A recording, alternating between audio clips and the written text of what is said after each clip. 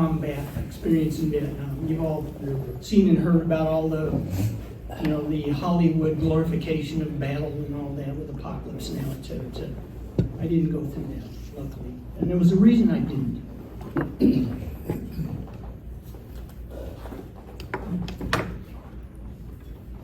So, I'll talk about a few facts of Vietnam. Yes, can't see that from here. I'll look over there. Okay, do some readings from the book, and hopefully we'll have time for Q&A. Right, the reason I wrote the book, I think writing is an extension of verbalization. When you're dealing with problems and trauma, one thing you got to do is admit it to yourself. Then you have to admit it to your higher power. That's not necessarily God, but a higher power. And you have to tell another human being. That's the beginning of it, the healing. Another step could be writing. Once you write it, it's there in words. You can see it, you can change it, you can also provide it for other people to read. But it helps crystallize it once you write it. And then I also did it for hope for other people to recover and deal with their own trauma. Oddly enough, they call it the American War in Vietnam. You've ever been there? We had advisors there in 1950 through 65, maybe about 25,000. I think that's 25,000 in 1965. We first landed Marines there in July of 65, if you remember that. The most, our highest troop strength was in 69, just over 500,000. I arrived shortly after that. And then we were completely withdrawn, March 29, 73. And then we abandoned our embassy, if you remember that, the helicopter. Yes, April 30th, 1975. So as mentioned, I dropped out of engineering school early 68, didn't know what to do, lounged around. I was drafted late 68, reported for duty January 29th, 1969. January 29, 1969, the day I dreaded since dropping out of engineering school. On that cold, overcast morning, Dad parked our Chevy station wagon at the curb in front of the local draft board building in Louisville. Mom, Dad, and I waited in silence for my scheduled rendezvous with transportation and whatever would follow. We'd avoided mention of Vietnam to that point, or at least I did, as if some veil had descended. But I couldn't escape its constant reminders. Verlin, my younger brother by 4.5 years, had stayed home to ready himself for school, and we'd exchanged our goodbyes there. Worrywart Mom crushed the wadded tissue she used to wipe away her stream of tears. Dad remained still, facing straight forward, reminded of his Navy experiences in World War II, I guessed. Mom had told me he suffered nightmares after that war. I unfolded and reread my draft board papers for the umpteenth time. No mistake. Report for induction into the U.S. Army. The slow asphalt roller of the draft process had caught up to me and made it clear that Uncle Sam wanted me. Reluctant to serve, I fantasized I'd be overlooked at the draft office, hoping some unseen power would wag a finger and push my records off a desk to a trash can, or a derelict alcoholic would drop a lit match and burn down the draft board building. I wanted to avoid a mom meltdown. Wanted to stay strong and say to her, I'll be okay. Wanted to tell her not to worry, but I couldn't.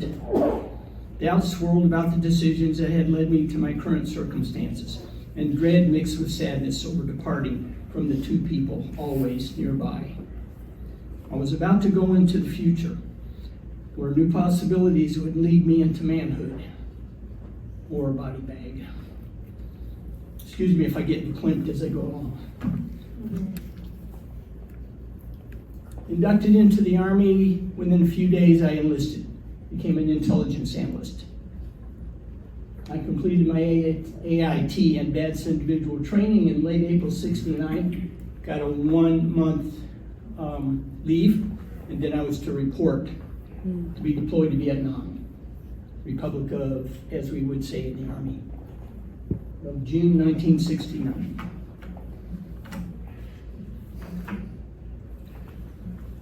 We're beginning our descent into Tunsanut, the pilot announced. Whoosh!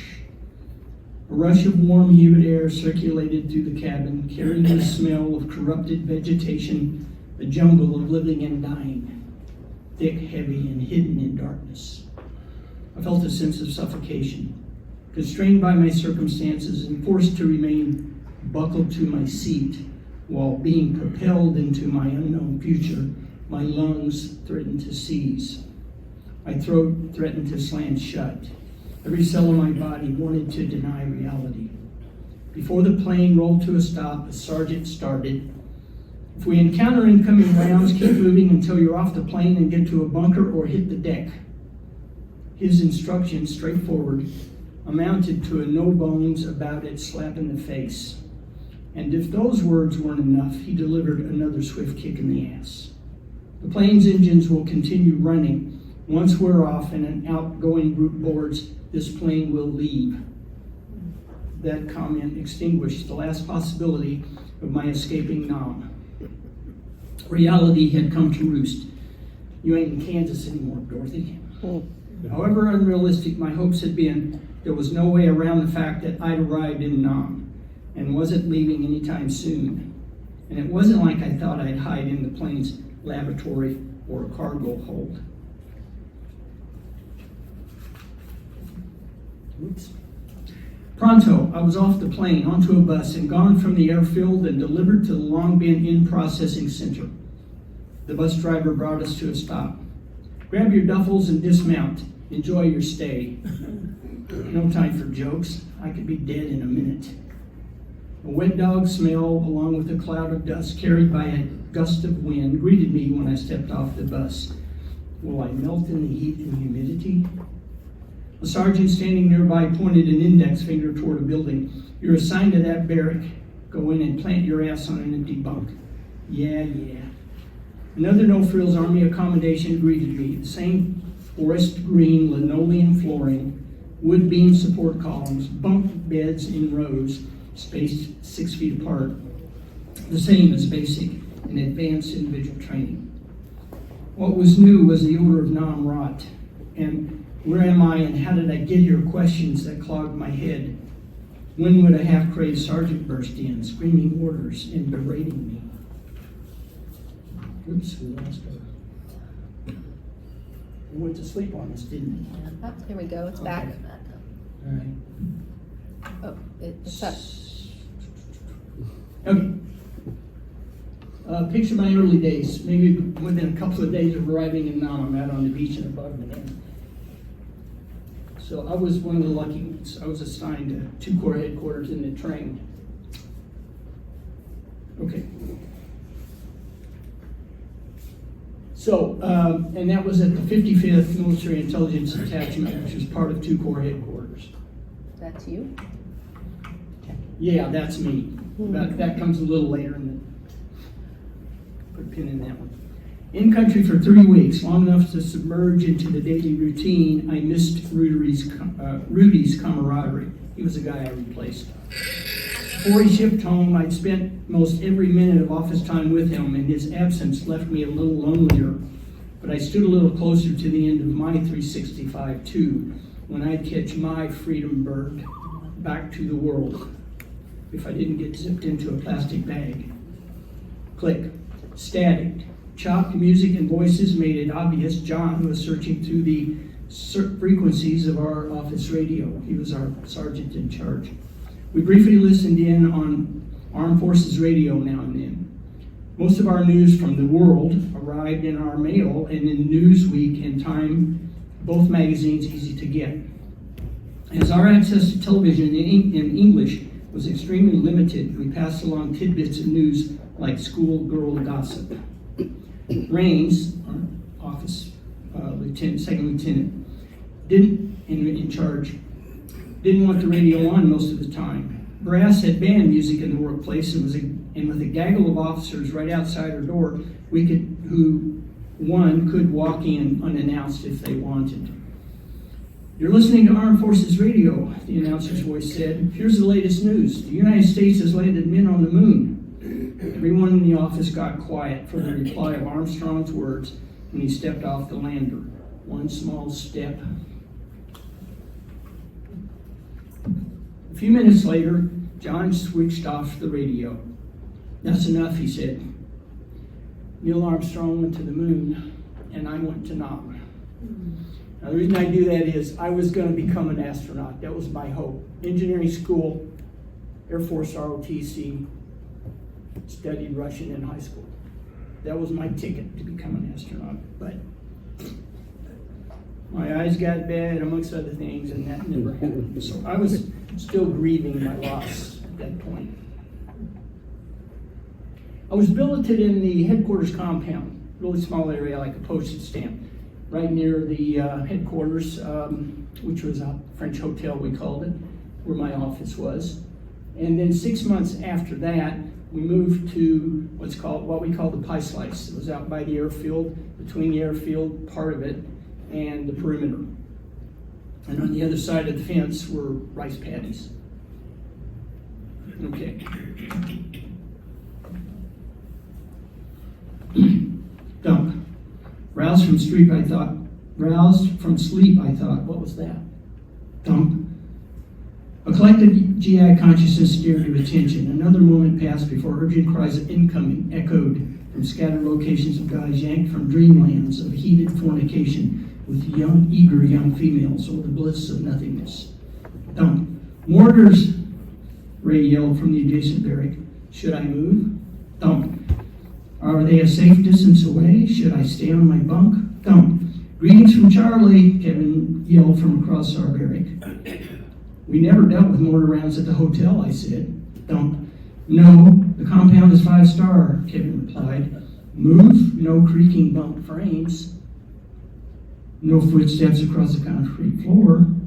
With the yin-yang of indecision, I held my breath. My heart pounded. Head for the bunker, I called out. Dump. You might not get there, Paul replied. Roll out and crawl under your bunk if they get close. Dump. Another round had crashed into something solid. Still a safe distance away. A shift in the mortar's aim could put one anywhere, even right on top of me. Dump. Time to move? Which way are they going? I called out. Dump. They're not walking this way, Ray yelled back. Stay? Dump. Let's keep it that way, I yelled, and appreciated Ray's ability to determine the directions the rounds walked. That means they're moving. Where they're hitting. I couldn't distinguish the line, but knew Charlie lobbed his shells, trying to hit a valuable target. Random for Charlie, personal for me. Usual tour in Vietnam was 1 year. We called it 365, and then usually people would get a drop. That means they'd leave short, a few days short. Some might be 7 days. I think I had 3 days.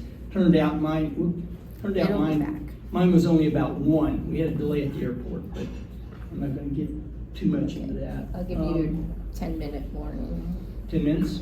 Is that good? Well, it is what it is. Okay, so that's me a few days, maybe a month, I don't know, 2 months before I left.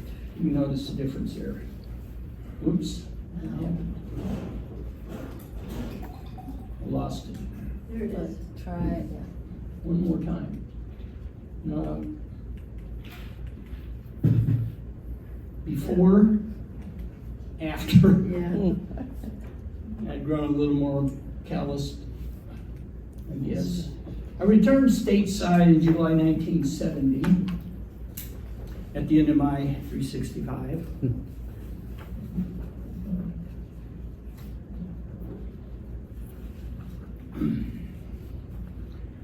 Relieved to be away from Nam, my brain told me I didn't have to expect a rocket or mortar attack. Didn't have to expect to hear someone scream the word incoming. I saw clues all around me, from the clothes people wore to the absence of trash littering the floor. Everything appeared newer and brighter in color. I detected no heavy smells of mold or rot filling warm, humid air. Everyone spoke words I understood. My bones told me otherwise, however. Nothing quite right. Everything felt familiar, though different. Rather, everything reminded me of Vietnam, a queer reversal of the previous 12 months when I hadn't been able to avoid thoughts of home everywhere I looked. Not from the presence of familiar things, but their absence. I served the remainder of my time because I had enlisted. I had to serve 3 years, but I got a drop of a few months. 2 years, 8 days. 2 years, 8 months, 8 days. You ask any veteran, I'll probably tell you down to the minute. Although I was subject to reactivation in the President's call for 7 years, and I didn't know that until the day I was discharged. Whoops. Yeah. Yeah. I had nightmares about that. Now to the more gruesome part of it, some statistics. Depends on how you slice the statistics, they're going to be different. We lost over 55,000, I think, but according to where I was looking at this, just about 41,000 were killed in action. That means on the battlefield or nearabouts. More than 1,000 were MIA, missing in action, and they were declared dead.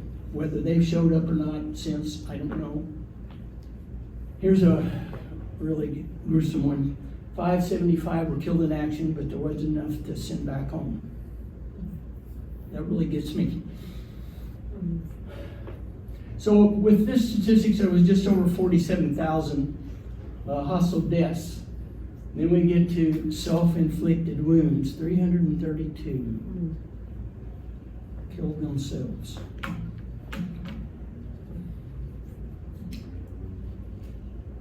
So I received a letter from a buddy of mine in advanced individual training, and I'm reading it.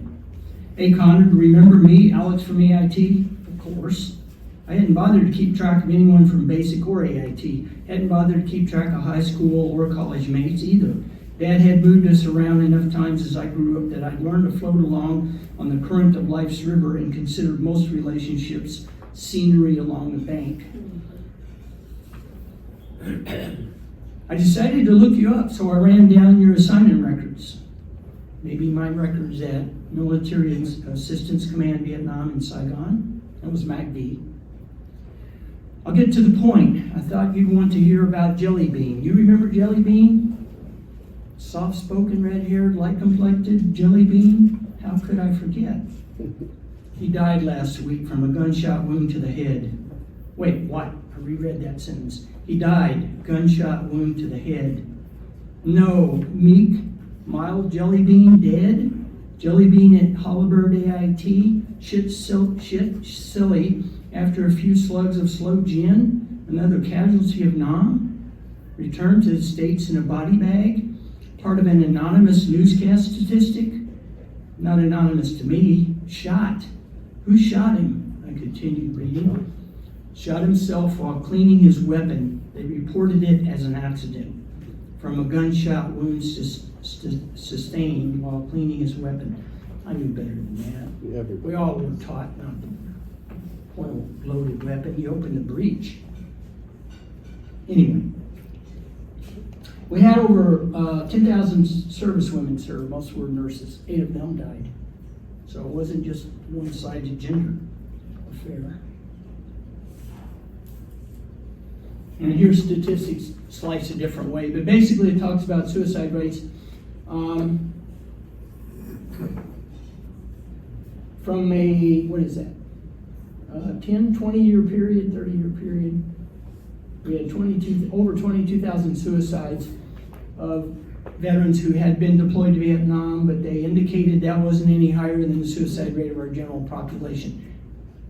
I don't know what that says, either about our vets committing suicide or our general population committing suicide.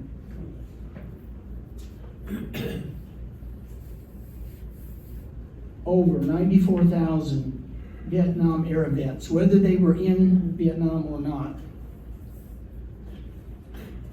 died from suicide. That was about a 40-year period, I think. Yeah. Yeah. Yeah.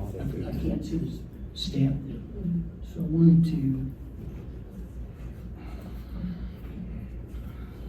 2. So back to me. I've worked hard to keep everything together since day one in the Army, to appear adequate, to avoid a loss of control and not get busted for fighting, although I'd come close more times than I cared to remember. Now, however, no longer wearing dog tags and puke green fatigues, I resembled my crumpled heap of Roadrunner scrap metal, both inside and out. Bought a new car with money I'd saved up and wrecked it in a fit of rage while I was drinking, after I'd been discharged. And I never admitted to anyone, not a single soul, that my shit wasn't together until there at the Med Center. So I'm at the college, Western Kentucky. The doc's voice remained steady and confident. I know a good counselor. I think she can help you. He picked up the phone receiver nearby and dialed the University Counseling Center. I want to schedule an appointment, he told somebody on the other end of the line. He looked at me. Next Tuesday morning, okay? Long way off. I hoped I could make it. I nodded and accepted the appointment card the way a drowning man grabs a lifeline. Thank you. Tears wet my face. I wanted to hide from the horrible look on the young female receptionist's face whom I saw out of the corner of my eye as I hurried to the Med Center exit. I figured the doc had spilled the beans and she could see my darkest secrets.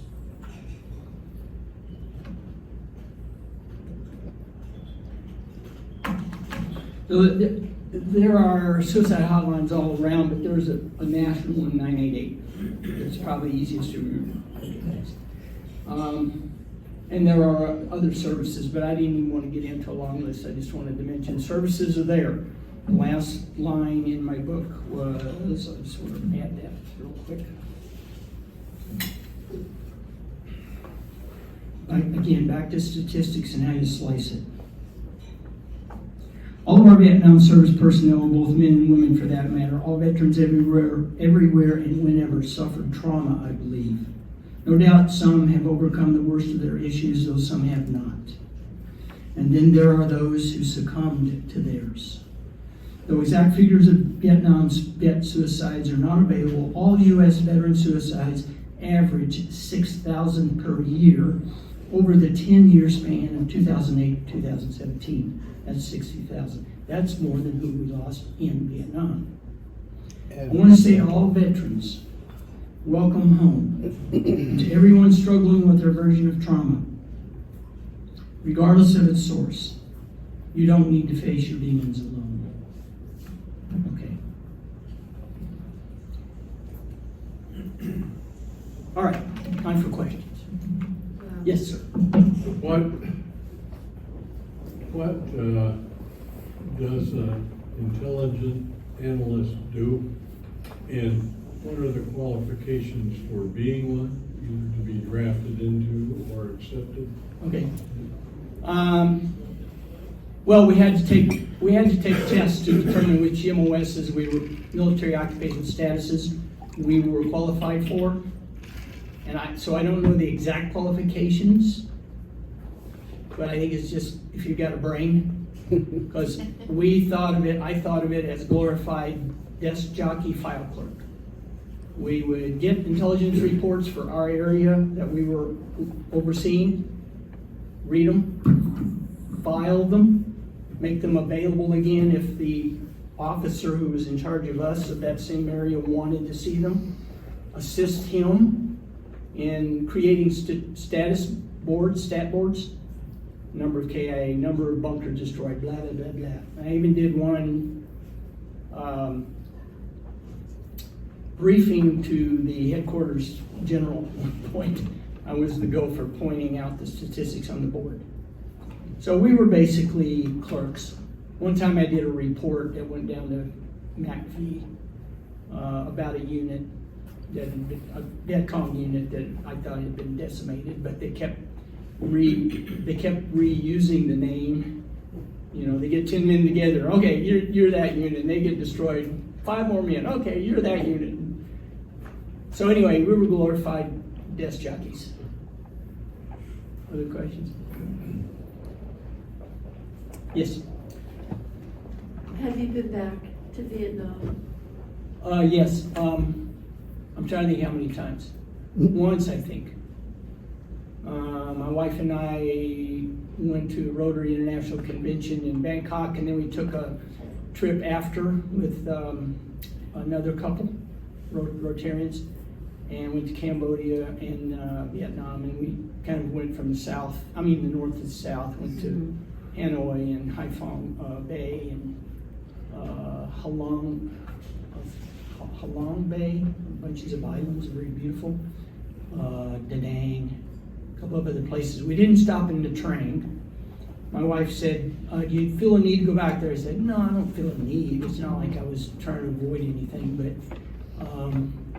it's a kind of a glorified tourist trap for locals, I think, at this point. But, you know, it's probably a pretty place compared to a lot of other places in the world. I thought it was interesting, but I'd done most of my processing, I think, so I wasn't really triggered by anything there. Okay, other questions? Yes? So you weren't in actual combat at any time? No, I wasn't in combat because I didn't have that MOS. But one instructor, when we were in advanced individual training at Fort Holabird, Maryland, said, in Vietnam, you're at the front no matter where you are. That's right. And I remember that very vividly. It's like every moment I could get my butt shot off. Somebody could throw a grenade. A sniper might get me from someplace. When we moved out to the Pie Slice and were sleeping at night, usually when we'd have a mortar attack, we were subject to getting hit at that point, and I was always aware of that. One day, we'd go from our office and take turns to drive the Jeep out to get our mail. We had our headquarters out at the Pie Slice, and it's a couple of kilometers drive. I went out and got the mail, came back out to get in the Jeep, heard a shh, thought it was a hot dogging pilot, turned out to be a rocket, went right over the top of me. And Fida had fallen short, it had creamed me. So I was always aware. That was part of my trauma. Depends on the person's personality and sensitivity. But for some of us who had that constant vigilance, it was really nerve-wracking to be in that kind of a situation for a year. And that's the trauma. That's right. That's the source of my trauma. Yeah. And I think it's traumatizing for a lot of other people. They may not recognize it. Maybe they don't have it quite as intensely as I did, but I don't think anybody there, not even civilians, escaped having trauma about that war. Yes, sir. So the therapist that you were assigned to, that the doctor sent you to, was she helpful? Oh, yeah. I dedicated the book to her. Oh, cool. I would say yeah. Edith Alpey. Cool. I'll never forget Edith. There's even a dedication for Miss Edith Alpey, my Western Kentucky University counselor, with the deepest gratitude for listening without judgment when I most needed to be heard. And that was a psychology department at Western Kentucky. And you are a psychologist? No, I was licensed as a marriage and family child counselor from 1980 to 2005 when I retired. Okay. Yeah. And was she an inspiration for you to get into that field? I think to some degree, although while I was in Vietnam, I had to rethink my goal for life, and I decided I wanted to become a social worker because I saw the poverty there. Remember the picture of me at the beach eating a banana? And I'd grown up around poverty. So I wanted to help people and decided I wanted to become a social worker. Well, that morphed a little bit after I came to California. But she helped push me in that direction, I think. Anyone else? How are we doing on time? We're done. I just want to say thank you. Thank you. We didn't have that back then. You know, we didn't get the New York parades. No. As a matter of fact, if you went out in uniform someplace, you might get spit on or be told or be called a child killer. Yep. And I didn't talk about that. I was incognito, although my hair was betrayed that. Did you have a comment on the stress factor of a GI being in Vietnam, 2:00 in the afternoon, sergeant comes in, you've been discharged, be on the flight at 5, and 12 hours later he's in San Francisco. So Monday's in battle and Tuesday's in San Francisco airport. No transition time. I heard that was really, really hard for the veterans. Well, I think it could be. It's like you know it here, but you don't know it there. Yeah. And it takes a while to get in sync again. Mm-hmm. And then accept that there's always that possibility, even though they start to sync up, something bad could still happen. Yeah. You know what I mean? It's like it never quite goes away. That was an issue in our family because my father-in-law came back on a ship, had 6 weeks to kind of relax and joke around, and then they were ready to go. There was this conditioning period, but Vietnam wasn't. It was just off the plane You know, back that was in like the a raw transition. Yeah. Really, it added to the problem, I think, for a lot of Yeah. guys. Yeah. Yeah, Agreed. they finally figured that out with Iraq. Yeah, kinda And sorta you know getting how many soldiers, even then with the self-inflicted death, lawsuit. because you get dumped into one situation, taken out of it, and dumped into another without any transition time, as he mentioned. And one of the things that so many happened here, we had so many deaths by car because they'd come back to Pendleton in San Diego, and they were taught, you drive, and you drive as fast as your vehicle will go, to avoid the IEDs, to avoid the snipers, to get to where you need to be, to where hopefully it's a little safer. Well, those vehicles don't go much more than 30, 45 miles an hour. You get back into an American car on the freeway and you can go 80, 90, 100. You lose control. Yeah. And that was accidental, and yet an indirect cause from service. Yeah. And I think we had a lot of that in every returning soldier from, the revolution. Yeah. Well, I hadn't heard of that one, but I'm not surprised to hear it. Yeah, both my younger siblings have served, Okay. which is bizarre to me. I guess we're about at the finish point. I don't have my last slide up. I have a quarterly newsletter that please sign up for that. I'll give you a free email every 3 months or so about my writing. I'm currently working on third book about climbing, crossover memoir, climbing adventure. I've got my 2 books over there. Any questions, I'd be happy to field for you after.